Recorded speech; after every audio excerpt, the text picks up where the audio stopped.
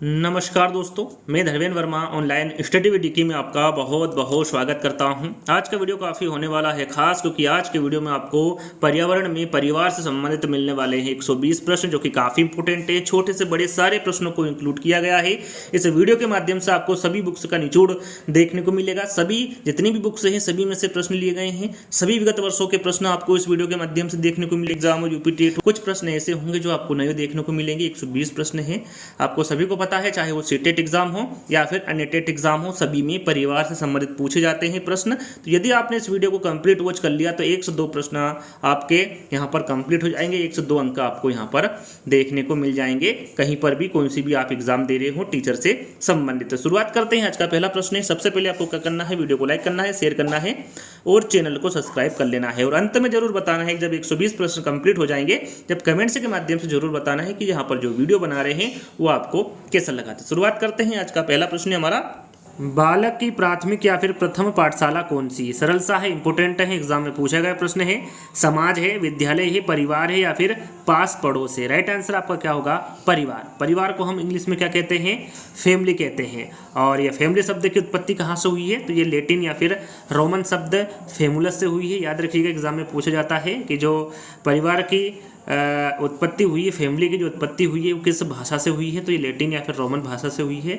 और कौन से शब्द से हुई है? तो फैमुलस शब्द से हुई है। यदि पूछा जाए कि सबसे महत्वपूर्ण परिभाषा परिवार की किसके द्वारा दी गई है, तो ये बर्गेस एवं लोक के द्वारा दी गई। इनका क्या कहना है? इनका कहना है कि परिवार व्यक्तियों का एक ऐसा समूह है जो विवाह, रक्त या दत्तक बंधनों में संगठित है, जिसमें एक सामान्य संस्कृति का सृजन एवं पोषण कर पति पत्नी, माता पिता, पुत्र पुत्री अंतर्निहित क्रियाएं करते हुए एक साधारण गृहस्थी की रचना करते हैं। और भी बहुत सारी परिभाषा दी है वैज्ञानिकों ने, जैसे कि मैकाइवर द्वारा दी गई है, मजुमदार द्वारा दी गई है, क्लेयर, जॉर्ज पीटर, मुर्डॉक, रास ने और लुई मेयर और भी वैज्ञानिक हैं, इनके द्वारा परिभाषा दी गई है। तो उनके बारे में हम आगे आपको जानकारी देंगे। सबसे पहले इसका आंसर आप सभी को पता ही है और मैंने बता ही दिया है, परिवार इसका राइट आंसर होगा।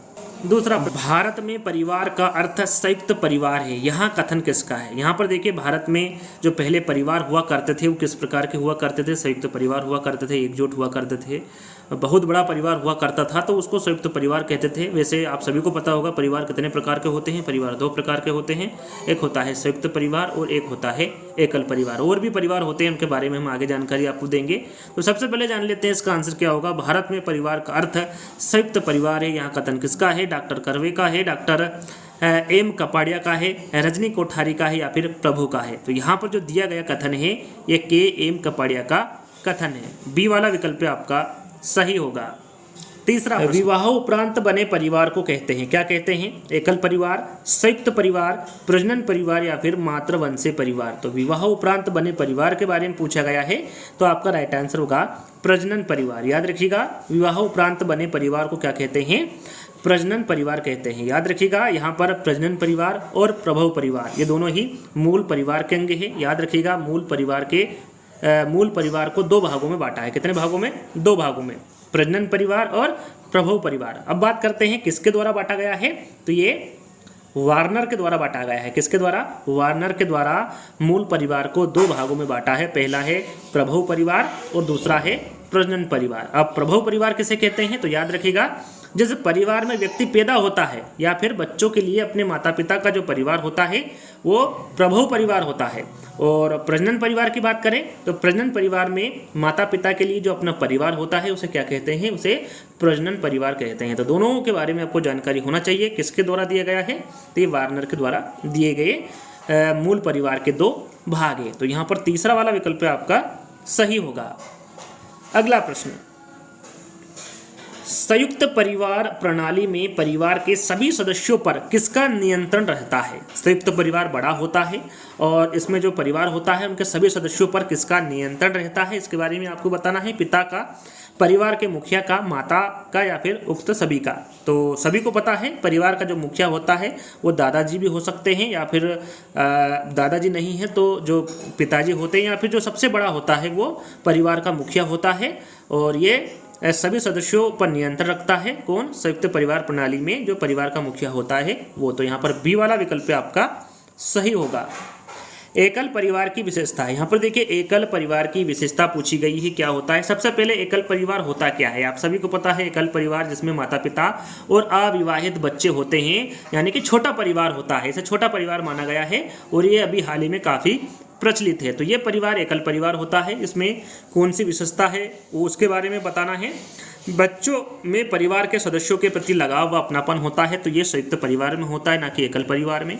बच्चों में स्वतंत्र निर्णय लेने की क्षमता का विकास होता है, तो ये यहाँ पर एकल परिवार की विशेषता है। इसमें जो बच्चे होते हैं उनमें स्वतंत्र निर्णय लेने की क्षमता का विकास होता है।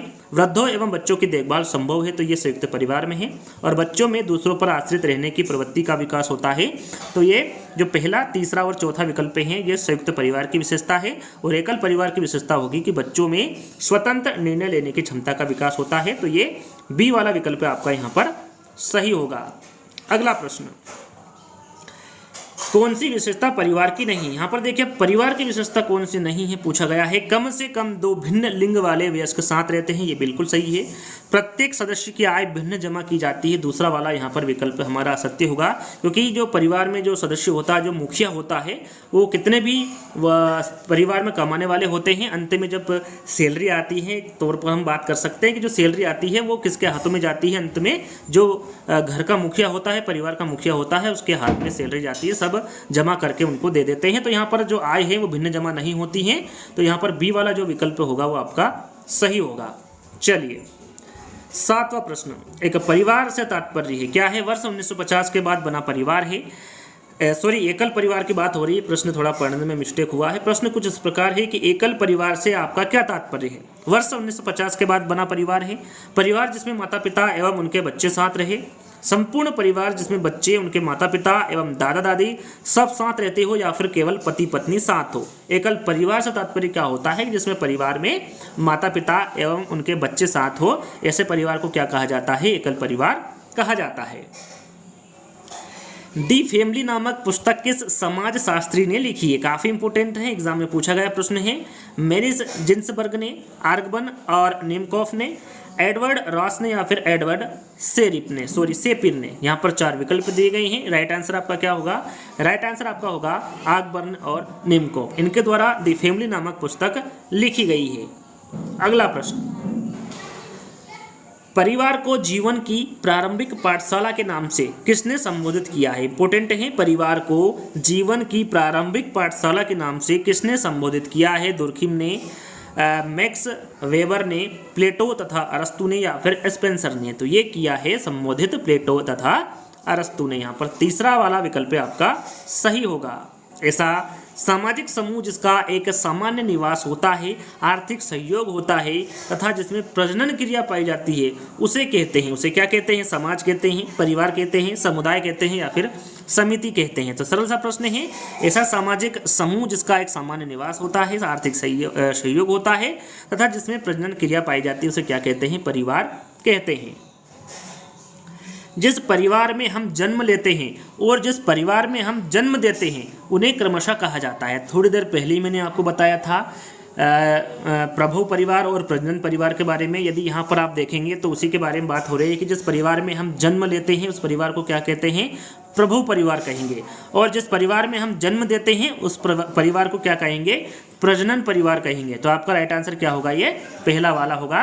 ये मूल परिवार के अंतर्गत आता है। किसके द्वारा ये 2 भाग बताए गए हैं, वार्नर के, जिसके बारे में आपको बता चुका हूँ। जिस परिवार में व्यक्ति पैदा होता है और जिस परिवार में हम जन्म देते हैं, इन दोनों को क्या कहते हैं, पहले वाले को प्रभु परिवार कहेंगे और दूसरे वाले को प्रजनन परिवार कहेंगे। IP देसाई एवं KM कपाड़िया के योगदान की संबद्धता है, किससे है, परिवार व्यवस्था से हैं, वर्ग व्यवस्था से हैं, जाति व्यवस्था से हैं, या फिर धर्म व्यवस्था से। काफ़ी इंपॉर्टेंट है, एग्जाम में पूछा जाता है। तो जो देसाई और कपाड़िया हैं, इन दोनों का जो योगदान है ये परिवार व्यवस्था से संबंध रखता है। तो यहाँ पर पहला वाला विकल्प आपका सही होगा। देखिए यहाँ पर कापड़िया द्वारा जो दी गई परिभाषा उसके बारे में बता चुका हूँ। देसाई इनका कहना है, इनने भी एक अच्छी परिभाषा दी है जिसके बारे में आपको पता होना चाहिए, एग्जाम में यदि पूछ ले तो। इनके द्वारा कहा गया है कि हम उस परिवार को संयुक्त परिवार कहते हैं जिसमें एकांकी परिवार से अधिक पीढ़ियाँ अर्थात तीन अथवा अधिक के सदस्य एक दूसरे से संपत्ति, आय तथा परस्पर अधिकार व कर्तव्यों से बंधे हो। ये किसके द्वारा कहा गया है? आईपी देसाई के द्वारा कहा गया है। यदि एग्जाम में पूछे कि यहाँ परिभाषा किसके द्वारा दी गई है तो ये आईपी देसाई के द्वारा दी गई परिभाषा है। चलिए अगला प्रश्न है, किसी भी समाज में परिवार उदाहरण है प्राथमिक समूह का, हम समूह का, अर्ध प्राथमिक समूह का या फिर समुदाय का। इंपोर्टेंट है जो परिवार है ये समाज में कौन से समूह के अंतर्गत आता है? तो ये प्राथमिक समूह के अंतर्गत आता है, या फिर किसी भी समाज में जो परिवार उदाहरण है ये प्राथमिक समूह का उदाहरण है। याद रखिएगा पहला वाला जो विकल्प होगा आपका सही होगा। दो या दो से अधिक नाभिक परिवारों द्वारा, यहाँ पर देखिए नाभिक परिवार का यहाँ पर जिक्र हुआ है। नाभिक परिवार को ही एकांकी परिवार कहते हैं, ध्यान दीजिएगा। दो या दो से अधिक नाभिक परिवारों द्वारा निर्मित एक परिवार या एक आर्थिक इकाई को क्या कहते हैं? एकांकी परिवार कहते हैं, संयुक्त परिवार कहते हैं, उत्पादक परिवार कहते हैं या फिर विस्तारित परिवार कहते हैं। तो याद रखिएगा दो या दो से अधिक नाभिक परिवारों द्वारा निर्मित एक परिवार को विस्तारित परिवार कहते हैं। क्या कहेंगे वहां पर? हम विस्तारित परिवार कहेंगे। पारंपरिक भारतीय परिवार की विशेषता, यहाँ पर देखिए पारंपरिक भारतीय परिवार की विशेषता पूछी गई है। संयुक्त परिवार प्रणाली है, पितृसत्तात्मक परिवार है, संस्कारों एवं आदर्शों की प्राथमिकता है या फिर उपरोक्त सभी है। चारों विकल्पों को ध्यान से पढ़ेंगे तो आंसर आपके सामने है उपरोक्त सभी। संयुक्त परिवार प्रणाली, पितृसत्तात्मक परिवार और संस्कारों एवं आदर्शों की प्राथमिकता, ये तीनों ही पारंपरिक भारतीय परिवार की विशेषता है। तो अगले प्रश्न की ओर बढ़ेंगे।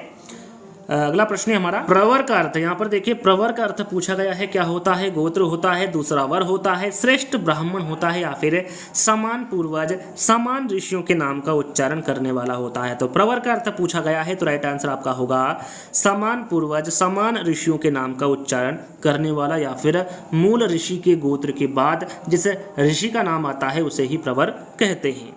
अगले प्रश्न की ओर बढ़ेंगे।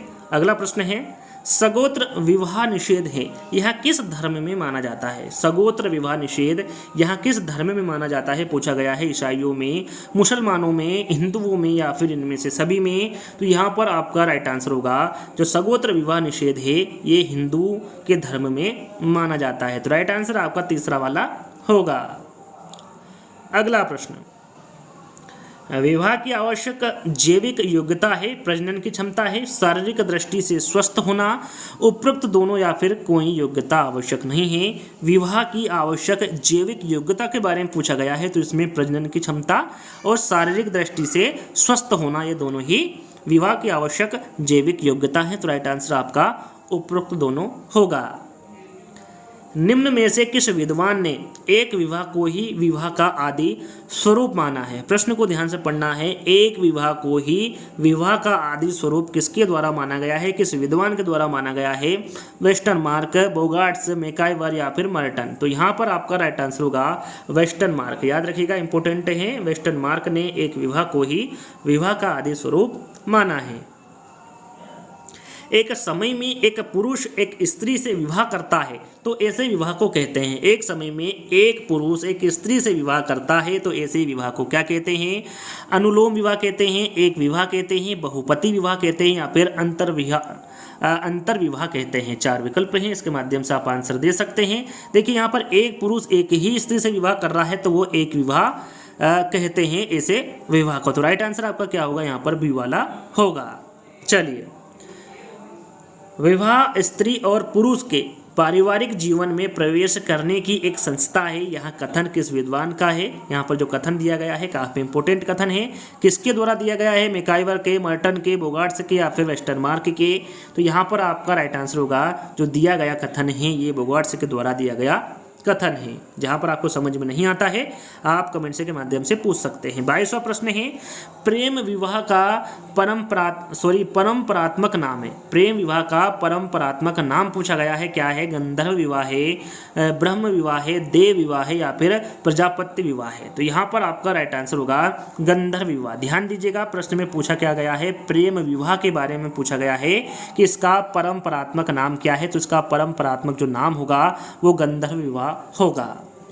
अगला प्रश्न, जब विस्तृत यज्ञ द्वारा कुशल पुरोहित को अलंकार युक्त कन्या को दिया जाता है तो वहाँ कहलाता है, वहाँ क्या कहलाता है? आर्य विवाह, गंधर्व विवाह, देव विवाह या फिर राक्षस विवाह। तो ये 23वें का आंसर आपका होगा देव विवाह। याद रखिएगा, जब विस्तृत यज्ञ द्वारा कुशल पुरोहित को अलंकार युक्त कन्या को दिया जाता है तो वहाँ विवाह कौन सा विवाह होता है या फिर वहाँ क्या कहलाता है, तो वो देव विवाह कहलाता है। इस प्रकार के प्रश्न पूछे जाते हैं तो ध्यान दीजिएगा कौन से विवाह को क्या कहते हैं।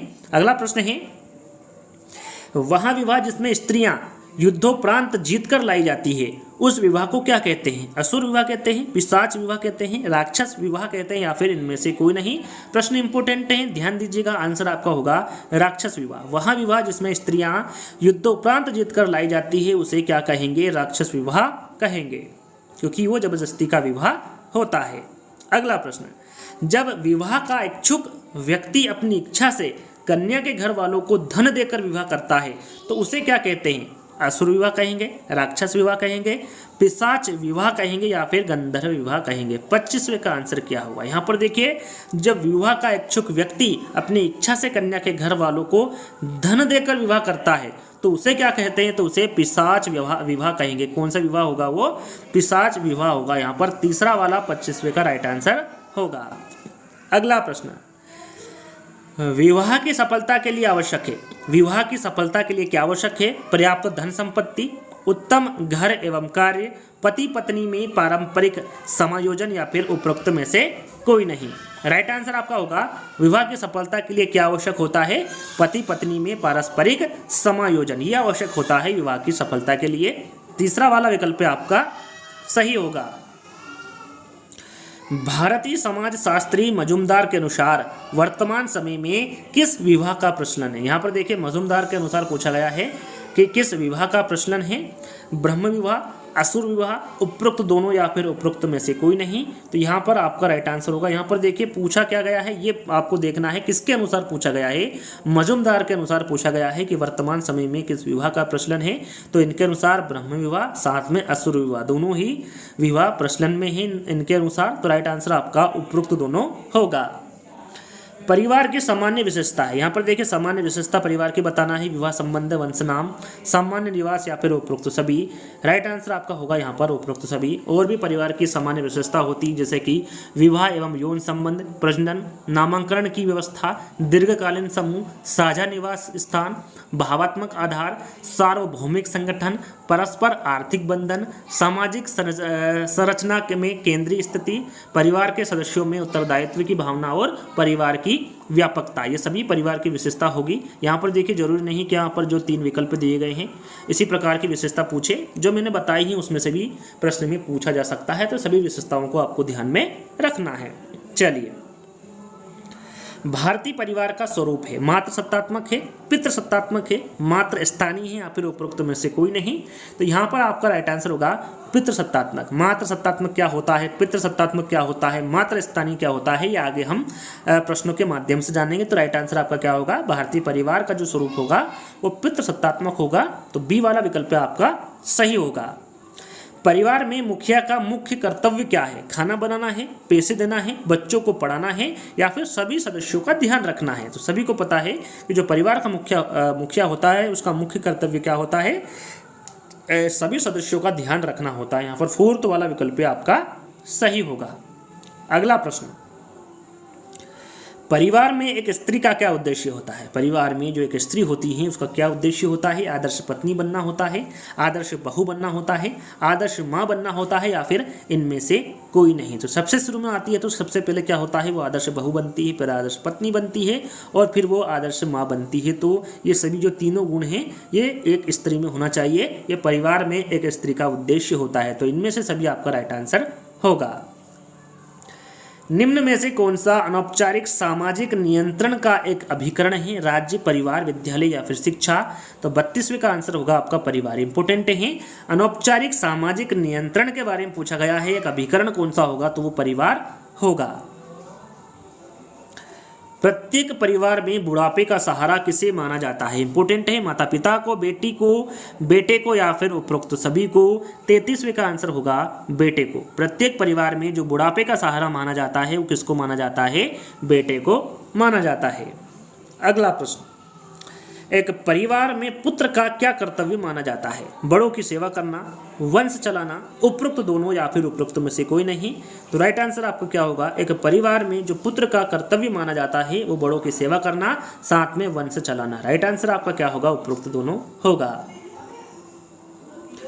आधुनिक समय में ब्रह्म विवाह तथा असुर विवाह के अतिरिक्त और किस विवाह का प्रचलन अधिक है? ब्रह्म विवाह और असुर विवाह इन दोनों का प्रचलन किसके द्वारा माना गया है? मजमदार के द्वारा माना गया है, जिसके बारे में आपको बता चुका हूं। प्रश्न में पूछा गया है कि इसके अलावा किस विवाह का प्रचलन अधिक है? राक्षस विवाह का, देव विवाह का, गंधर्व विवाह का या फिर आर्य विवाह का? तो यहाँ पर आपका राइट आंसर होगा गंधर्व विवाह। गंधर्व विवाह किसे कहते हैं? थोड़ी देर पहले मैंने आपको बताया था, यहाँ पर बताने की आवश्यकता नहीं है।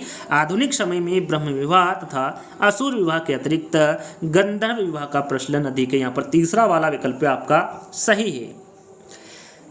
विवाह द्वारा किन सिद्धांतों को अपनाकर स्त्री पुरुष एक दूसरे की उन्नति में सहायक होते हैं? यौन प्रवृत्तियों पर नियंत्रण, आत्मसंयम, आत्मत्याग या फिर उपरोक्त सभी? राइट आंसर आपके सामने है उपरोक्त सभी। यहाँ पर फोर्थ वाला विकल्प आपका सही होगा। अगला प्रश्न, सही अर्थों में विवाह के महत्व को जानने व समझने में कौन सा विकास होता है? शारीरिक होता है, मानसिक व बौद्धिक होता है, आध्यात्मिक होता है या फिर इनमें से सभी? तो सही अर्थों में विवाह के महत्व को जानने व समझने के लिए जो विकास होता है वो शारीरिक भी होता है, मानसिक व बौद्धिक भी होता है, साथ में आध्यात्मिक भी होता है। तो राइट आंसर आपका इनमें से सभी होगा। अगला प्रश्न, निम्न में से किस कारण की वजह से पहले संयुक्त कुटुंब प्रणाली या फिर संयुक्त परिवार अधिक प्रचलित था? यहाँ पर वजह बतानी है, कारण आपको बताना है, आवश्यकताएं कम थी, साधनों की कमी के कारण संगठन व सहयोग को अधिक महत्व मिला, संसाधन अधिक थे या फिर व्यक्ति अधिक भौतिकवादी थे? तो राइट आंसर आपका होगा कि साधनों की कमी के कारण संगठन व सहयोग को अधिक महत्व मिला, यह कारण था, यह वजह थी कि पहले संयुक्त कुटुंब प्रणाली अधिक प्रचलित थे। तो यहाँ पर बी वाला विकल्प आपका सही होगा। परिवार के प्राणी शास्त्री कार्य, यहाँ पर देखिए परिवार के प्राणी शास्त्री कार्य कौन से हैं ये आपको बताना है। प्रजाति की निरंतरता बनाए रखना, यौन इच्छाओं की संतुष्टि, संतानोत्पत्ति या फिर उपरोक्त सभी? तो यहाँ पर आपका राइट आंसर होगा, देखिए प्राणी शास्त्री कार्य पूछा गया है तो इसमें प्रजाति की निरंतरता बनाए रखना, यौन इच्छाओं की संतुष्टि और संतानोत्पत्ति, ये तीनों ही कार्य प्राणी शास्त्री के अंतर्गत आते हैं। ध्यान दीजिएगा, राइट आंसर आपका होगा यहाँ पर उपरोक्त सभी। यहाँ पर फोर्थ वाला विकल्प आपका सही होगा। अगला प्रश्न, परिवार के मुख्य शारीरिक कार्य, यहाँ पर देखिए अब आपको शारीरिक कार्य बताने हैं परिवार के क्या होंगे? मुख्य पालन पोषण, भोजन, शारीरिक सुरक्षा या फिर इनमें से सभी? तो जाहिर सी बात है ये तीनों ही कार्य किसके होंगे? मुख्य शारीरिक कार्य के अंतर्गत आएंगे परिवार के। राइट आंसर यहाँ पर भी आपको इनमें से सभी होगा। अगला प्रश्न, वर्तमान समय में परिवार अधिक टूट रहे हैं क्योंकि? यहाँ पर अभी वर्तमान समय की बात हो रही है, क्यों टूट रहे हैं परिवार अधिक? शिक्षा का महत्व बढ़ रहा है, मनुष्य में विवाह के प्रति उतनी आस्था नहीं है, मनुष्य भौतिकवादी हो गया है या फिर उपरोक्त में से कोई नहीं? राइट आंसर आपका यहाँ पर होगा मनुष्य में विवाह के प्रति उतनी आस्था नहीं है जो पहले थी, इसलिए वर्तमान समय में परिवार अधिक टूट रहे हैं। तो राइट आंसर आपका यहाँ पर बी वाला होगा। अगला प्रश्न, परिवार में बहू बड़ों की सेवा करती है क्यों? क्यों करती है परिवार में बहू बड़ों की सेवा? उसे पैसे मिलते हैं इसलिए, उसे आनंदभूति व कर्तव्य का एहसास होता है इसलिए, ताकि आगे उसकी बहू भी सेवा करे, या फिर उसके पास समय अधिक होता है? सरल सा प्रश्न है, चारों विकल्पों पढ़ते ही आपको आंसर समझ में आ गया होगा कि परिवार में बहू बड़ों की सेवा क्यों करती है? क्योंकि उसे आनंदभूति व कर्तव्य का एहसास होता है, इसलिए परिवार में बहू बड़ों की सेवा करती है। यहाँ पर बी वाला विकल्प आपका सही होगा। परिवार का घर बार से संबंध है, किस प्रकार का संबंध है? अप्रत्यक्ष तौर पर है, प्रत्यक्ष तौर पर है, आंशिक तौर पर है या फिर काल्पनिक तौर पर है? तो परिवार का जो घर बार का संबंध होता है वो डायरेक्ट संबंध होता है, या फिर उसे कह सकते हैं कि प्रत्यक्ष तौर पर संबंध होता है परिवार का घर बार से। तो यहाँ पर बी वाला विकल्प आपका सही होगा। संरचना की दृष्टि से परिवार का अध्ययन करने वाले समाजशास्त्री कौन है? मर्डोक है, मैकाइवर है, मार्क्स है या फिर उपरोक्त में से कोई नहीं? तो यहाँ पर आपका राइट आंसर होगा मर्डोक। याद रखिएगा, संरचना की दृष्टि से परिवार का अध्ययन करने वाले समाजशास्त्री मर्डोक है। यहाँ पर पहला वाला विकल्प आपका सही होगा। अगला प्रश्न, नगरीय व औद्योगिक समाजों ने कैसे परिवार की संरचना को प्रोत्साहित किया है? केंद्रीय, विस्तृत, संयुक्त या फिर इनमें से कोई नहीं। तो राइट आंसर आपका होगा नगरीय व औद्योगिक समाजों ने केंद्रीय परिवारों की संरचना को प्रोत्साहित किया है। यहाँ पर पहला वाला विकल्प आपका सही होगा।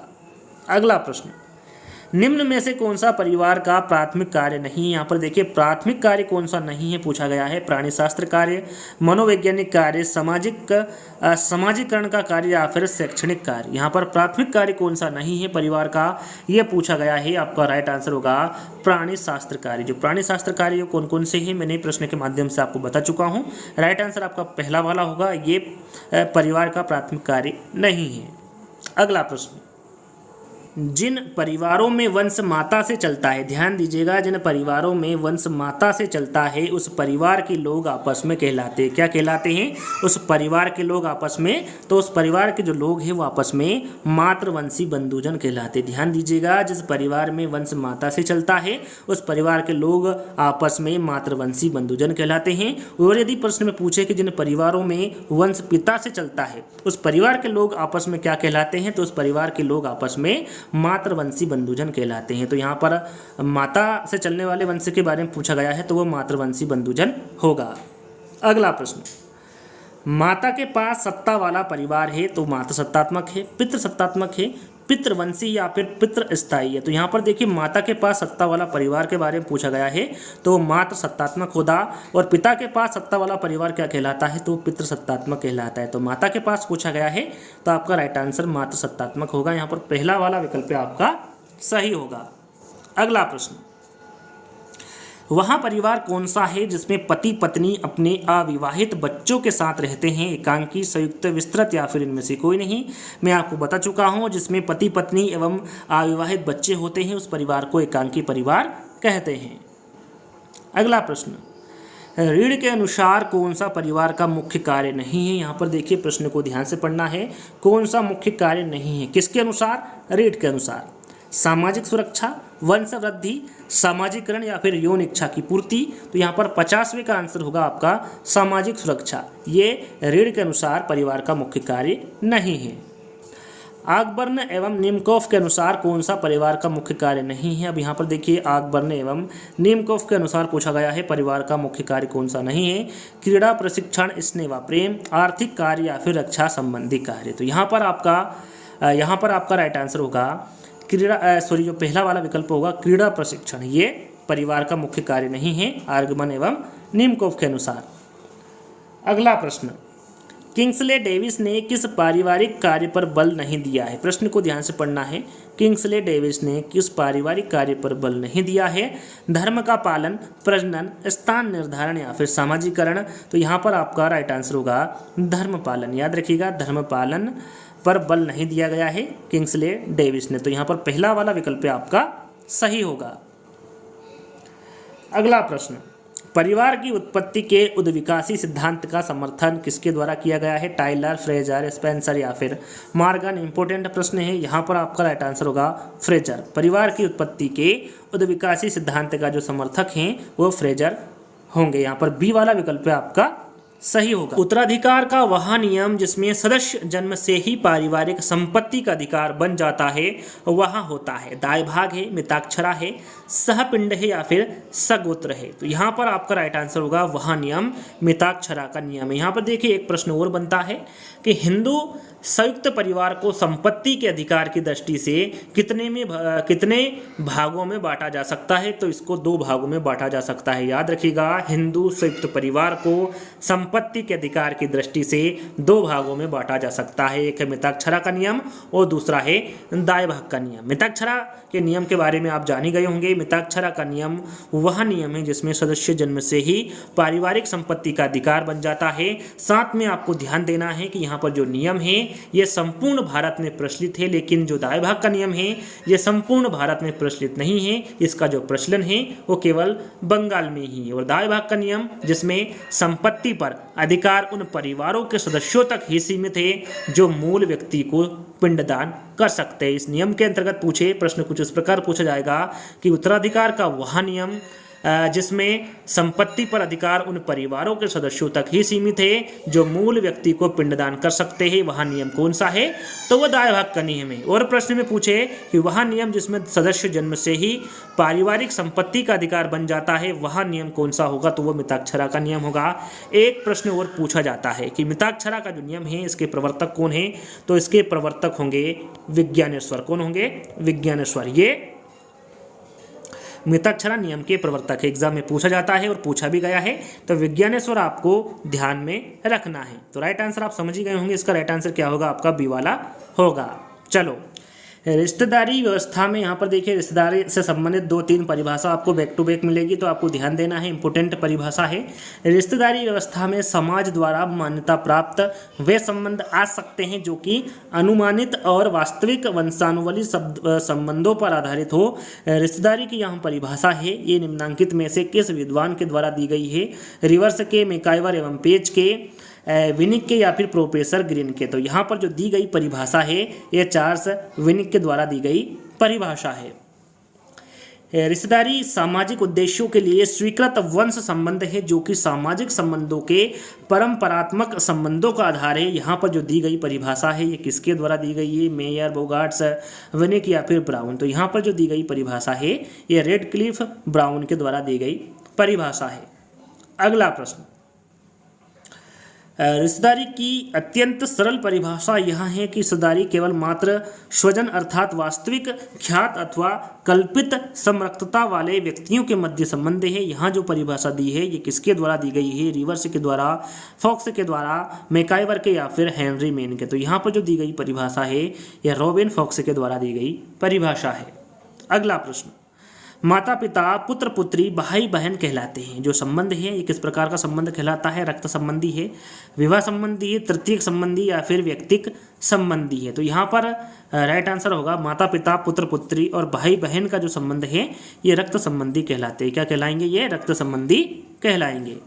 अगला प्रश्न, पति पत्नी, जीजा साली, देवर भाभी, ननंद भाभी आदि संबंधियों को कहते हैं, क्या कहते हैं? रक्त संबंधी, विवाह संबंधी, तृतीयक संबंधी या फिर मातुलेय संबंधी? अभी हमने जाना माता पिता, पुत्र पुत्री, बहन भाई का जो संबंध होता है वो रक्त संबंधी कहते हैं। अब आपको बताना है पति पत्नी, जीजा साली, देवर भाभी, ननंद भाभी का जो संबंध है वो क्या कहलाता है? तो इनका जो संबंध है ये विवाह संबंध कहलाता है या फिर विवाह संबंधी कहलाता है।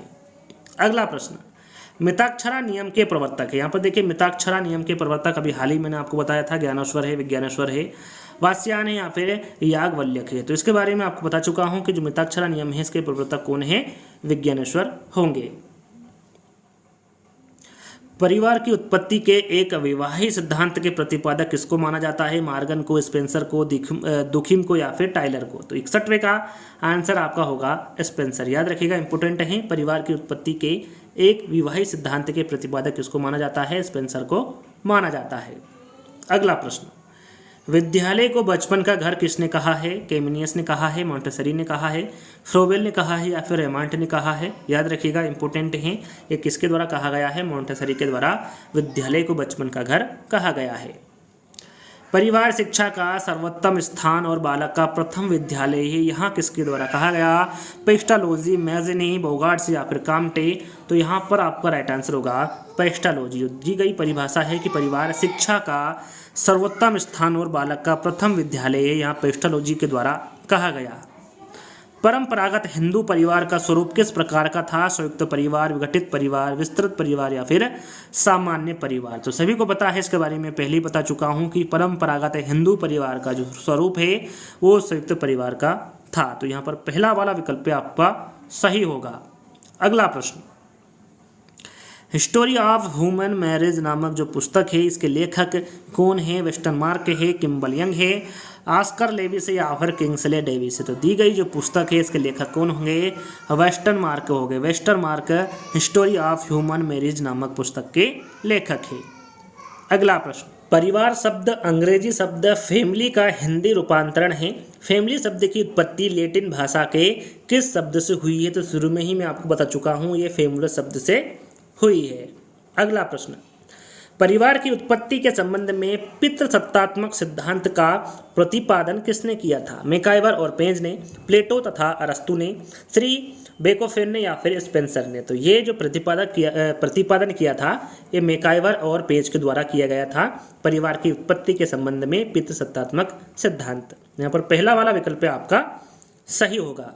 अगला प्रश्न, अधिकार के आधार पर इनमें से कौन सा परिवार है। यहाँ पर देखिए प्रश्न को ध्यान से पढ़ना है। अधिकार के आधार पर इनमें से कौन सा परिवार है पूछा गया है। पितृसत्तात्मक है, मात्र स्थानीय परिवार है, संयुक्त परिवार है या फिर मातृवंशी परिवार है। अधिकार के आधार पर आपको बताना है। राइट आंसर आपका यहाँ पर होगा पितृसत्तात्मक। पितृसत्तात्मक अधिकार के आधार पर परिवार होगा। यहाँ पर पहला वाला विकल्प आपका सही होगा।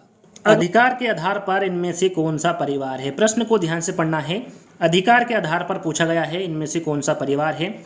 पितृसत्तात्मक, मात्र स्थानीय परिवार है, संयुक्त परिवार है या फिर मातृवंशी परिवार है। तो यहाँ पर देखिए अधिकार के आधार पर पूछा गया है तो वो पितृसत्तात्मक होगा। ध्यान दीजिएगा, अधिकार के आधार पर परिवार को कितने भागों में बांटा गया है, तो 2 भागों में बांटा गया है। पहला है पितृसत्तात्मक और दूसरा है मातृसत्तात्मक। याद रखिएगा, 2 भागों में अधिकार के आधार पर परिवार को बांटा गया है। पहला है पितृसत्तात्मक और दूसरा है मातृसत्तात्मक।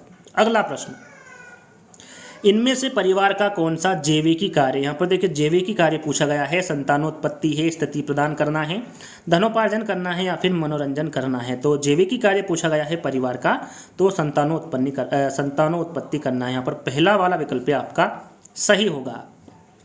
यहाँ पर देखिए अब सामाजिक कार्य पूछा है, इनमें से परिवार का कौन सा सामाजिक कार्य है। यौन संबंध है, दीन दुखियों की सहायता करना है, शिक्षा की व्यवस्था है या फिर सामाजिकरण करना है। तो यहाँ पर आपका राइट आंसर होगा सामाजिकरण करना। यह सामाजिक कार्य होगा, सामाजिक कार्य के अंतर्गत आएगा। राइट आंसर आपका 4th वाला होगा। जब पिता विधिवत यज्ञ की वेदी पर बैठाकर कन्या तथा वर को गृहस्थ धर्म का पालन करने का आदेश देते हुए विवाह करता है तब उसे कहते हैं, उस विवाह को क्या कहते हैं। आर्य विवाह कहते हैं, प्रजापत्य विवाह कहते हैं, देव विवाह कहते हैं या फिर गंधर्व विवाह कहते हैं। तो इस प्रकार का जो विवाह है उसे प्रजापत्य विवाह कहेंगे। किस प्रकार का विवाह होगा, ये प्रजापत्य विवाह होगा। यहाँ पर बी वाला विकल्प आपका सही होगा। हिंदू विवाह के उद्देश्य बताइए। यहाँ पर हिंदू विवाह के उद्देश्य आपको बताना है धर्म, प्रजा, रति या फिर इनमें से सभी। राइट आंसर आपके तीनों होंगे, धर्म, प्रजा और रति, ये तीनों ही हिंदू विवाह के उद्देश्य है। तो इनमें से सभी आपका राइट आंसर होगा। अगला प्रश्न, रिश्तेदारी की प्रमुख श्रेणियां कौन सी है। रिश्तेदारी की प्रमुख श्रेणियां पूछी गई है, प्राथमिक, द्वितीयक, तृतीयक, इनमें से सभी।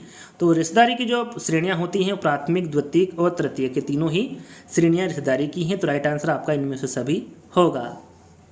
प्राथमिक संबंधों में कितने प्रकार के संबंधी आते हैं, 4, 6, 8 या फिर 12। प्राथमिक संबंधों में कितने प्रकार के संबंधी आते हैं पूछा गया है। आपका राइट आंसर होगा 8। यहाँ पर तीसरा वाला विकल्प आपका सही होगा। अगला प्रश्न, माता पिता और संतानों के संबंध को आप निम्नांकित में से किस श्रेणी में रखेंगे। माता पिता और उनके संतान का जो संबंध है वो किस श्रेणी में आएगा, द्वितीयक, तृतीयक, वैवाहिक या फिर प्राथमिक। तो राइट आंसर आपका क्या होगा यहाँ पर प्राथमिक। यहाँ पर देखिए शुरुआत किससे होती है, माता पिता से होती है, उनके बच्चों से होती हैं। तो इनको आप किस श्रेणी में रखेंगे, प्राथमिक में रखेंगे। यहाँ पर डी वाला विकल्प आपका सही होगा। जीजा साली, देवर भाभी, ननंद भाभी, जीजा साला आदि के बीच पाए जाने वाले संबंधों को रिश्तेदारी की किस रीति के अंतर्गत मानेंगे, परिहास, परिहार, समरक्त या फिर वैवाहिक। तो इनको मानेंगे परिहास। यहाँ पर पहला वाला आपका सही आंसर होगा। रिश्तेदारी की ये जो परिहास रीति है इसके अंतर्गत इनको मानेंगे। यहाँ पर पहला वाला विकल्प आपका सही होगा। रिश्तेदारी में सामाजिक मान्यता रिक्त स्थान तथ्यों पर आरोपित है, आर्थिक, राजनीतिक, जैविक या फिर परंपरात्मक। तो यहाँ पर आपका राइट आंसर होगा जैविक। रिश्तेदारी में जो सामाजिक मान्यता है ये जैविक तथ्यों पर आरोपित है। सौतेली माँ व संतानों का संबंध रिश्तेदारी की किस श्रेणी में आएगा, प्राथमिक में आएगा, द्वितीयक में आएगा, तृतीयक में आएगा या फिर चतुर्थ में आएगा। तो यहाँ पर आपका राइट आंसर होगा चतुर्थ में। याद रखिएगा, सौतेली माँ व संतानों का जो संबंध है वो रिश्तेदारी की किस श्रेणी में आएगा, तो वो चतुर्थ श्रेणी में आएगा। यहाँ पर 4th वाला विकल्प आपका सही होगा। पवित्र धर्म के अनुसार जीवन बिताने के उद्देश्य से जब माता पिता ऋषि से एक गाय और बैल लेकर अपनी कन्या को पत्नी के रूप में उसे सौंप देते हैं तब उस विवाह को क्या कहा जाता है, देव विवाह, आर्य विवाह, प्रजापत्य विवाह या फिर ब्रह्म विवाह। तो उस विवाह को क्या कहेंगे, तो उस विवाह को आर्य विवाह कहेंगे या फिर उसे आर्य विवाह कहा जाता है। तो यहाँ पर बी वाला विकल्प आपका सही होगा। हिंदुओं में विवाह के कितने परंपरागत स्वरूप माने गए हैं? 16, 12, 8 या फिर 51? याद रखिएगा, हिंदुओं में विवाह के 8 परंपरागत स्वरूप माने गए। कितने माने गए हैं? 8। यहाँ पर तीसरा वाला विकल्प आपका सही होगा। अगला प्रश्न, गोत्र, प्रवर तथा पिंड से बाहर विवाह का नियम कहलाता है। क्या कहलाता है? प्रतिलोम विवाह कहलाता है, बहिर्विवाह कहलाता है, अनुलोम विवाह कहलाता है या फिर अंतर विवाह कहलाता है? तो ये कहलाता है हमारा बहिर्विवाह। याद रखिएगा, गोत्र, प्रवर तथा पिंड से बाहर विवाह का जो नियम है ये बहिर्विवाह कहलाएगा। यहाँ पर बी वाला विकल्प आपका सही होगा। अगला प्रश्न, एकल परिवार में बच्चों में कौन सा गुण विकसित होने की संभावना अधिक रहती है? यहाँ पर देखिए गुण पूछा गया है, तो एकांकीपन, आत्मनिर्भरता और स्वयं निर्णय लेने की क्षमता। तो ये तीनों ही गुण विकसित होने की संभावना अधिक रहती है एकल परिवार के बच्चों में। तो उक्त सभी आपका राइट आंसर होगा। अगला प्रश्न, संयुक्त परिवारों के विघटन का कारण। यहाँ पर देखिए संयुक्त परिवारों के विघटन का कारण पूछा गया है बच्चों का अधिक शिक्षित होकर जीवकोपार्जन हेतु बाहर चले जाना, परिवार के सदस्यों की आयु में भिन्नता होना, परिवार बड़ा होना या फिर उपरोक्त सभी। तो यहाँ पर विघटन का कारण पूछा गया है संयुक्त परिवारों का, तो राइट आंसर आपका होगा बच्चों का अधिक शिक्षित होकर जीवकोपार्जन हेतु बाहर चले जाना। ये मुख्य कारण या फिर मुख्य विघटन का कारण है संयुक्त परिवारों का, तो पहला वाला विकल्प आपका सही होगा। संयुक्त परिवार की विशेषता नहीं है। कौन सी विशेषता संयुक्त परिवार की नहीं है पूछा गया है? बच्चों में पारिवारिक संबंधों की समझ कम होना, बच्चों का दादा दादी से स्नेह से वंचित रहना, वृद्ध एवं बीमार सदस्यों की देखभाल नहीं हो पाना या फिर उक्त सभी। तो यहाँ पर आपका राइट आंसर होगा उक्त सभी। यहाँ पर जो 3 विकल्प हैं ये तीनों ही विकल्प संयुक्त परिवार की विशेषता नहीं होगी। राइट आंसर आपका यहाँ पर 4th वाला होगा। अगला प्रश्न, काम, वृत्ति तथा पैतृक कार्य परिवार के विशिष्ट कार्य है। यह कथन किस विद्वान का है? वुडवर्थ का है, सदरलैंड का है, आर्गमन तथा निमकोफ का है या फिर इनमें से कोई नहीं? तो जो दिया गया कथन है ये आर्गमन तथा निमकोफ का कथन है। यहाँ पर तीसरा वाला विकल्प आपका सही होगा। अगला प्रश्न, जैसे परिवार में व्यक्ति जन्म लेता है उसे क्या कहते हैं? शास्त्रीय परिवार कहते हैं, जन्म का परिवार कहते हैं, जनता का परिवार कहते हैं या फिर इनमें से कोई नहीं? तो यहाँ पर आपका राइट आंसर होगा उस परिवार को जन्म का परिवार कहेंगे। याद रखिएगा, जिस परिवार में व्यक्ति जन्म लेता है उस परिवार को जन्म का परिवार कहेंगे। परिवार की उत्पत्ति के विकासवादी सिद्धांत के समर्थक है। यहाँ पर देखिए विकासवादी सिद्धांत के समर्थक कौन है? वेस्टरमार्क, लुईस मॉर्गन है, स्पेंसर, मैफ्लिन, अरस्तु है, रॉबिन्स है या फिर ये सभी हैं? तो यहाँ पर आपका राइट आंसर होगा परिवार की उत्पत्ति के जो विकासवादी सिद्धांत के समर्थक होंगे वो वेस्टरमार्क और लुईस मॉर्गन होंगे। यहाँ पर पहला वाला विकल्प आपका सही होगा। अगला प्रश्न, एकल परिवार का एक रूप नहीं है। कौन सा रूप नहीं होगा? अनुपूरित मूल परिवार, अनुपूरित साखी परिवार, उपमूल परिवार या फिर अनुपूरित एकल परिवार। तो यहाँ पर आपका राइट आंसर होगा अनुपूरित साखी परिवार। ये एकल परिवार का एक रूप नहीं है। ये किसका एक रूप होगा? ये संयुक्त परिवार का एक रूप है, ना कि एकल परिवार का। तो यहाँ पर बी वाला विकल्प आपका सही होगा। अगला प्रश्न, संयुक्त परिवार की विशेषता है सहभोगिता, सहनिवास, संपत्ति में सहभागिता या फिर उक्त सभी। तो यहाँ पर आपका राइट आंसर होगा उपरोक्त सभी। सहभोगिता, सहनिवास और संपत्ति में सहभागिता, ये तीनों ही संयुक्त परिवार की विशेषता के अंतर्गत आते हैं। अगला प्रश्न, निम्न में से कौन सा कारक संयुक्त परिवार प्रणाली के स्थायित्व में बाधक है? दाम्पत्य संबंधों या फिर पति पत्नी के मध्य पर अधिक बल देना, परिवार के सदस्यों की आय, स्वभाव एवं गुणों में अत्यधिक असमानता होना, दोनों या फिर बच्चों पर ध्यान न देना। तो यहाँ पर आपका राइट आंसर होगा उक्त पहला और दूसरा दोनों ही कथन या फिर दोनों ही कारक संयुक्त परिवार प्रणाली के स्थायित्व में बाधक है। यहाँ पर तीसरा वाला विकल्प आपका सही होगा। अगला प्रश्न, वंश परंपरागत साखी संयुक्त परिवार में होते हैं। यहाँ पर देखिए थोड़ी देर पहले एक प्रश्न पूछा गया था, शायद उसमें मैं जिक्र नहीं कर पाया था संयुक्त परिवार के बारे में। वहाँ पर प्रश्न पूछा गया था कि एकल परिवार के कौन से रूप एकल परिवार के अंतर्गत कौन सा रूप नहीं है, और राइट आंसर शायद मैंने वंश परंपरागत साखी परिवार बताया था। तो यहाँ पर देखिए संयुक्त परिवार के अंतर्गत कौन कौन से रूप हैं उसके बारे में आपको पता होना चाहिए। वंश परंपरागत संयुक्त परिवार इसके अंतर्गत आता है, साखी संयुक्त परिवार आता है, वंश परंपरागत साखी संयुक्त परिवार, साथ में अनुपूरित साखी संयुक्त परिवार। ये 4 प्रकार के रूप संयुक्त परिवार के होते हैं। यहाँ पर वंश परंपरागत साखी संयुक्त परिवार के बारे में पूछा गया है, तो आपका राइट आंसर आंसर होगा 3 या अधिक युगल वंश परंपरागत रूप में व शाखी रूप में परस्पर संबंधित होते हैं, या फिर कह सकते हैं कि इस प्रकार के संयुक्त परिवार में 3 या अधिक युगल वंश परंपरागत रूप में और शाखी रूप में परस्पर संबंधित होते हैं, जैसे कि माता पिता और 2 या अधिक विवाहित बेटे तथा उनके अविवाहित बच्चे। ये किसके अंतर्गत आते हैं? वंश परंपरागत शाखी संयुक्त परिवार के अंतर्गत आते हैं। तो यहाँ पर बी वाला विकल्प आपका सही होगा। अगला प्रश्न, कौन सी विशेषता परिवार की नहीं है? प्रश्न को ध्यान से पढ़ना है। कौन सी विशेषता परिवार की नहीं है? कम से कम 2 भिन्न वाले वयस्क साथ रहते हो। यहाँ पर देखिए, जहाँ तक मुझे लगता है इस प्रश्न के बारे में आपको बता चुका हूँ। राइट आंसर आपका होगा प्रत्येक सदस्य की आय भिन्न जमा की जाती है। यह विशेषता परिवार की नहीं होती। जो मुखिया होता है परिवार का, उसको अंत में सभी जो आय होती है जो भिन्न जमा नहीं होती, जो आय होती है वो किसको दे दी जाती है? जो परिवार का मुखिया होता है, ना कि भिन्न जमा की जाती हैं। तो बी वाला विकल्प आपका सही होगा। एक पत्नी के एक से अधिक पति वाला परिवार क्या कहलाता है? एक पत्नी है जिसके एक से अधिक पति होते हैं, उस परिवार को क्या कहते हैं? बहुपति परिवार कहते हैं, बहुपत्नी परिवार कहते हैं, सामूहिक परिवार कहते हैं, या फिर नव स्थानीय परिवार कहते हैं। तो यहाँ पर देखिए, एक पत्नी के एक से अधिक पति हैं, तो ऐसे परिवार को क्या कहेंगे? बहुपति परिवार कहेंगे। क्या कहेंगे? बहुपति परिवार कहेंगे। तो यहाँ पर पहला वाला विकल्प आपका सही होगा। अगला प्रश्न, मात्र सत्तात्मक परिवार कहाँ पाए जाते हैं? मात्र सत्तात्मक परिवार, वहाँ परिवार जिसमें जो अधिकार होते हैं वो माता के पास होते हैं। ऐसा परिवार कहाँ पाया जाता है? सभी जगह पाया जाता है, संपूर्ण विश्व में पाया जाता है। भारत में असम की खासी और गारो जनजातियों में पाया जाता है, या फिर संपूर्ण मध्य प्रदेश में पाया जाता है। तो मात्र सत्तात्मक जो परिवार है ये भारत में असम की खासी और गारो जनजातियों में पाया जाता है। तो यहाँ पर तीसरा वाला विकल्प आपका सही होगा। यदि आप चाहते हैं कि बालक सुंदर वस्तुओं की प्रशंसा और निर्माण करे तो उसके चारों ओर सुंदर वस्तुएं प्रस्तुत कीजिए।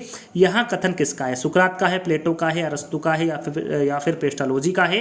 तो राइट आंसर होगा यहाँ पर जो दिया गया कथन है ये प्लेटो का कथन है। यहाँ पर बी वाला विकल्प आपका सही होगा।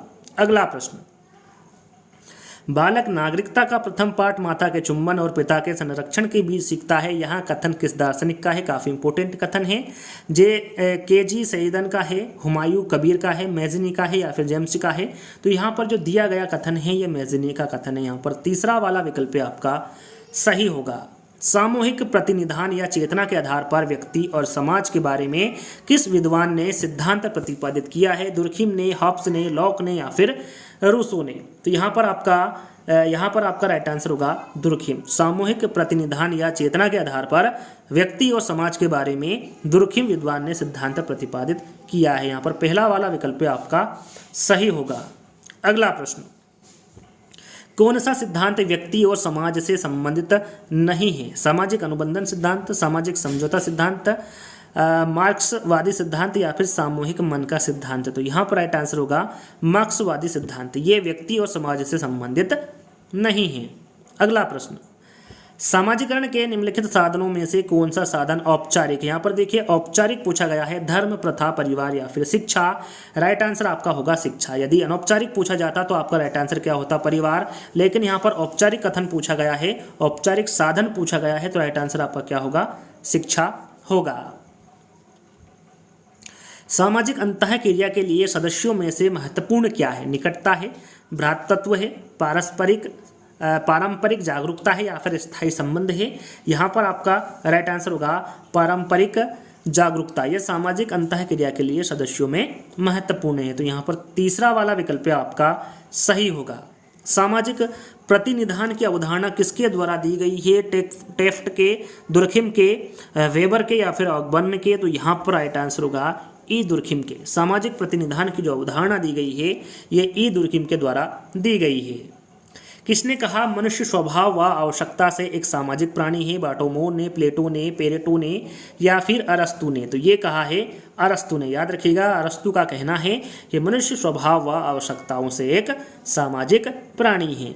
निम्न में से कौन सा कथन सही है? एकल परिवार में दहेज प्रथा सामान्य बात है, एकल परिवार में बाल श्रम सामान्य बात है, दहेज तथा बाल श्रम सामाजिक बुराइयां हैं, या फिर दहेज तथा बाल श्रम शहरों में सामान्य बात है? यहाँ पर देखिए सही कथन पूछा गया है। राइट आंसर आपका होगा कि दहेज तथा बाल श्रम एक सामाजिक बुराइयां हैं। तो यहाँ पर तीसरा वाला विकल्प आपका सही होगा। अगला प्रश्न, निम्न में से संयुक्त परिवार का एक गुण नहीं है, कौन सा गुण नहीं है पूछा गया है। संयुक्त परिवार का कृषि व्यवस्था के लिए उपयुक्त है, शासन व्यवस्था का एक छोटा स्वरूप है, आलस्य का अभाव है या फिर श्रम विभाजन की सुविधा है। तो एक गुण कौन सा नहीं है संयुक्त परिवार का पूछा गया है, तो यह आलस्य का अभाव है। यहाँ पर तीसरा वाला विकल्प है आपका सही। परिवार प्रत्यय की उत्पत्ति हुई है, तो इसके बारे में आपको शुरू में ही बता चुका हूँ। इसकी उत्पत्ति किससे हुई है, तो इसकी उत्पत्ति लैटिन भाषा के फेमुलस शब्द से हुई है। निम्न में से कौन सा संयुक्त परिवार व्यवस्था के लिए सही कथन नहीं है। यहाँ पर प्रश्न को ध्यान से पढ़ना है। संयुक्त परिवार व्यवस्था के लिए सही कथन कौन सा नहीं है। परिवार में संयुक्त रसोई होती है, उत्पादन साधनों पर ना कि उपभोग पर सभी का स्वामित्व होता है, देवी देवताओं की उपासना का एक सामान्य स्थान होता है, या फिर उत्पादन साधनों पर परिवार का सामूहिक स्वामित्व होता है। तो यहाँ पर कौन सा कथन नहीं होगा संयुक्त परिवार व्यवस्था के लिए, तो राइट आंसर आपका होगा उत्पादन साधनों पर ना कि उपभोग पर सभी का स्वामित्व होता है। बी वाला विकल्प आपका सही होगा। भारतीय समाज में संयुक्त परिवार ने रिक्तस्थान को प्रोत्साहित किया है, व्यक्तिकरण को, प्रतिस्पर्धा को, सुस्ती एवं परस्पर सहयोग को, या फिर केवल सहयोग को। तो यहाँ पर आपका राइट आंसर होगा ये किया है, सुस्ती एवं परस्पर सहयोग को प्रोत्साहित किया है भारतीय समाज में संयुक्त परिवार ने। तो तीसरा वाला विकल्प आपका सही होगा। सामाजिक संरचना की केंद्रीय इकाई क्या है, गोत्र है, वंश है, परिवार है, या फिर उक्त सभी हैं। तो यहाँ पर आपका राइट आंसर होगा परिवार। सामाजिक संरचना की जो केंद्रीय इकाई के बारे में पूछा गया है, तो आपका राइट आंसर होगा परिवार। अगला प्रश्न है, प्राथमिक संबंधी नातेदारी या स्वजनता की श्रेणी में कुल कितने संबंध बनते हैं, 8, 25, 15 या फिर 7। तो याद रखिएगा ये टोटल कितने बनेंगे, 8। यहाँ पर पहला वाला विकल्प आपका सही होगा। अगला प्रश्न, मानव समूह की सबसे छोटी इकाई कौन सी है। परिवार है, मोहल्ला है, ढाणी है, या फिर गांव है। सभी को पता है कि मानव समूह की जो सबसे छोटी इकाई होती है वो परिवार होता है। निम्न में से कौन सी विशेषता या फिर कार्य एक परिवार का नहीं है। सामाजिक समूह, सामाजिकरण, आर्थिक सहयोग, या फिर गृह कलेश। तो यहाँ पर आपका राइट आंसर होगा गृह कलेश। ये विशेषता नहीं, यहाँ पर देखिए विशेषता के बारे में पूछा गया था, तो यह परिवार की एक विशेषता गृह कलेश नहीं है। फोर्थ वाला विकल्प आपका सही होगा। अगला प्रश्न, निम्नांकित में से कौन सा कार्य परिवार के प्राणीशास्त्रीय कार्यों में शामिल नहीं है। यौन इच्छाओं की पूर्ति, भोजन का प्रबंध, संतानोत्पत्ति, या फिर प्रजाति निरंतरता। तो यहाँ पर आपका राइट आंसर होगा भोजन का प्रबंध। ये प्राणीशास्त्रीय कार्यों के अंतर्गत नहीं आती परिवार के। राइट आंसर आपका बी वाला होगा। अगला प्रश्न, निम्नलिखित में से कौन सा कार्य परिवार के आर्थिक कार्यों में शामिल नहीं है। अब यहाँ पर आपको आर्थिक कार्यों में कौन सा कार्य शामिल नहीं है परिवार का। निवास एवं विवाह प्रबंधन, आय तथा संपत्ति का प्रबंधन, श्रम विभाजन, या फिर उत्तराधिकार का निर्धारण। तो यहाँ पर आपका राइट आंसर होगा निवास एवं विवाह प्रबंधन। ये परिवार के आर्थिक कार्य के अंतर्गत नहीं आता है। तीसरा वाला विकल्प आपका सही होगा। अगला प्रश्न, 3 या अधिक पीढ़ियों के सदस्य साथ साथ एक ही घर में निवास करते हैं। सदस्यों की सामूहिक संपत्ति पूजा घर एवं रसोई होती है। यह परिभाषा निम्नांकित में से किस प्रकार के परिवार को व्यक्त करती है। सरल सा प्रश्न है, आप सभी को पता है कि यह परिभाषा संयुक्त परिवार को परिभाषित कर रही है या फिर व्यक्त कर रही है। तो यहाँ पर तीसरा वाला विकल्प आपका सही होगा। संयुक्त परिवार को भारत की आदि परंपरा किसके द्वारा कहा गया है। Max Muller, doctor Iravati Karve, Manu ने, या फिर कापड़िया ने। तो ये कहा है मैक्स मूलर ने। याद रखिएगा संयुक्त परिवार को भारत की आदि परंपरा मैक्स मूलर के द्वारा कहा गया है। एकल परिवार वहाँ है जिसमें केवल माता पिता रहते हैं, केवल अविवाहित बच्चे रहते हैं, माता पिता, अविवाहित बच्चे एवं दादा दादी रहते हैं, केवल माता पिता व अविवाहित बच्चे रहते हैं। सभी को पता है एकल परिवार वहाँ होते हैं जिसमें माता पिता व साथ में अविवाहित बच्चे रहते हैं। यहाँ पर फोर्थ वाला विकल्प आपका सही होगा। अगला प्रश्न, अब संयुक्त परिवार किसे कहेंगे। परिवार के 3 पीढ़ियां साथ रहती हो, माता पिता, दादा दादी एवं अविवाहित बच्चे साथ रहते हो, दोनों, या फिर माता पिता एवं अविवाहित बच्चे साथ रहते हो। तो राइट आंसर आपका क्या होगा, परिवार की 3 पीढ़ियां साथ रहती हो, साथ में माता पिता, दादा दादी एवं अविवाहित बच्चे साथ रहते हो, ऐसे परिवार को क्या कहेंगे, संयुक्त परिवार कहेंगे। यहाँ पर तीसरा वाला विकल्प आपका सही होगा। बच्चों एवं वृद्ध माता पिता की उचित देखभाल होती है। संयुक्त परिवार में होती है, एकल परिवार में होती है, दोनों में होती है, या फिर दोनों में नहीं होती है। तो ये केवल संयुक्त परिवार में होती है। याद रखिएगा बच्चों एवं वृद्ध माता पिता की जो उचित देखभाल होती है वो संयुक्त परिवार में होती है। अंतिम प्रश्न, जैसा कि मैंने बताया था टोटल 120 प्रश्न मिलेंगे। अभी आपको बताना है 120 प्रश्न जब तक कंप्लीट ना हो तब तक आपको बता देना है कि आज का जो वीडियो है वो आपको कैसा लगा। अभी तक आपने लाइक नहीं किया है, शेयर नहीं किया है, चैनल को सब्सक्राइब नहीं किया है तो जल्दी ही कर लीजिएगा। 120वां प्रश्न है, समाज की संरचना में रिक्त स्थान केंद्रीय इकाई के रूप में कार्य करता है। परिवार, माता पिता, बालक या फिर इनमें से कोई नहीं। राइट आंसर आपका होगा परिवार। समाज की संरचना में परिवार केंद्रीय इकाई के रूप में कार्य करता है। यहाँ पर पहला वाला विकल्प आपका सही होगा। मैं आपको बता ही चुका हूं। आपको क्या करना है, वीडियो को लाइक करना है, शेयर करना है और चैनल को सब्सक्राइब कर लेना है और कमेंट्स के माध्यम से बताना है कि आज का वीडियो आपको कैसा लगा। तो और भी ऐसे ही इंटरेस्टिंग वीडियो के साथ मिलेंगे जल्दी ही। जब तक के लिए धन्यवाद।